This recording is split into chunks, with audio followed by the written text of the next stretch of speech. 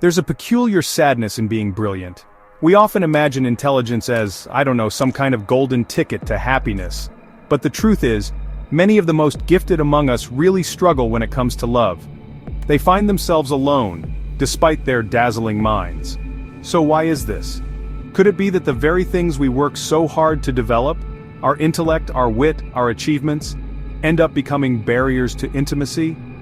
This isn't about blaming intelligence, not at all. It's about trying to understand how our minds can turn into these fortresses, protecting us from the perceived dangers of vulnerability.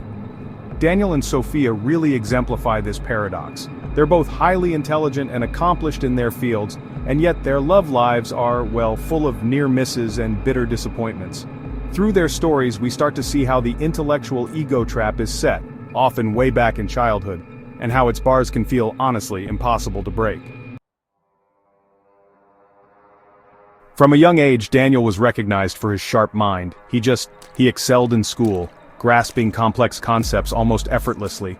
Praise became this constant refrain. "You're so smart, Daniel."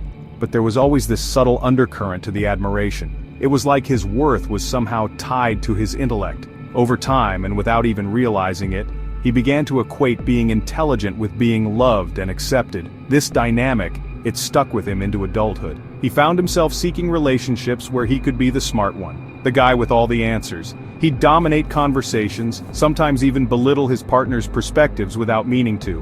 What he craved was admiration, not real connection. And deep down, he was terrified of vulnerability, of being seen as anything less than brilliant. That fear showed up as emotional distance and a critical eye. And in the end, it sabotaged his relationships.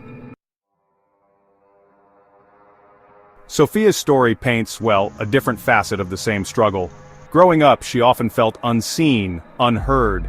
Her parents were just preoccupied with their own issues, and they rarely acknowledged her emotional needs. So, she learned to compensate. She chased external validation, academic accolades, leadership roles, admiration from her peers. For Sophia, intelligence became a kind of shield, a way to guard against feeling insignificant. She looked for relationships that would affirm her brilliance. She was drawn to partners who put her on a pedestal, mistaking their admiration for love. But those relationships always felt hollow. It was like she was trapped in a performance, constantly seeking validation, never really letting herself be known. The fear of being ordinary, of not being enough, kept her stuck in this exhausting cycle. So, both Daniel and Sophia's experiences highlight a common pitfall of the intellectually gifted. The pursuit of admiration, well, it can become a substitute for genuine connection.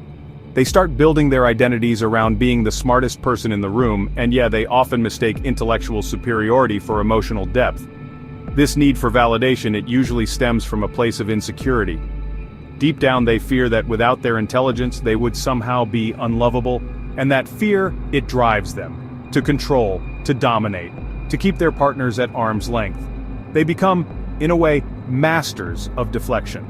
Whether it's through humor, sarcasm, or diving into intellectual debate, it's all a way to avoid emotional intimacy.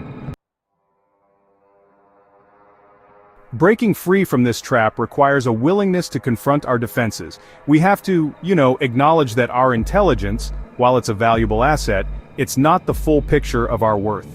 Attachment theory teaches us something pretty fundamental. We all crave connection and belonging, and our early childhood experiences, they shape our attachment styles, which in turn influence how we relate to others as adults.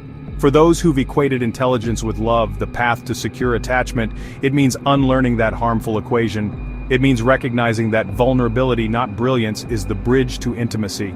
It's about embracing the courage to be seen, flaws and all, and trusting that we are worthy of love, not because of our minds, but because of our shared humanity.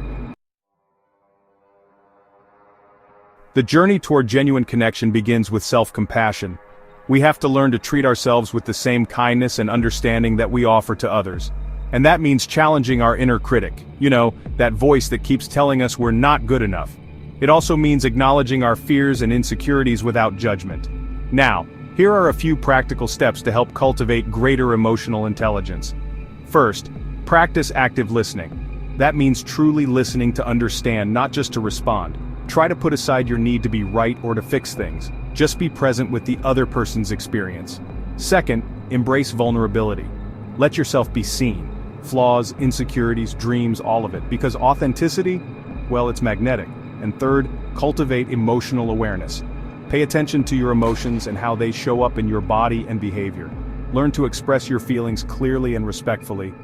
Intelligence without love, honestly, it's like a bird with only one wing. It might soar to great heights, sure, but it can never truly fly. True intelligence lies in the courage to love and be loved, to embrace the messy, imperfect beauty of human connection.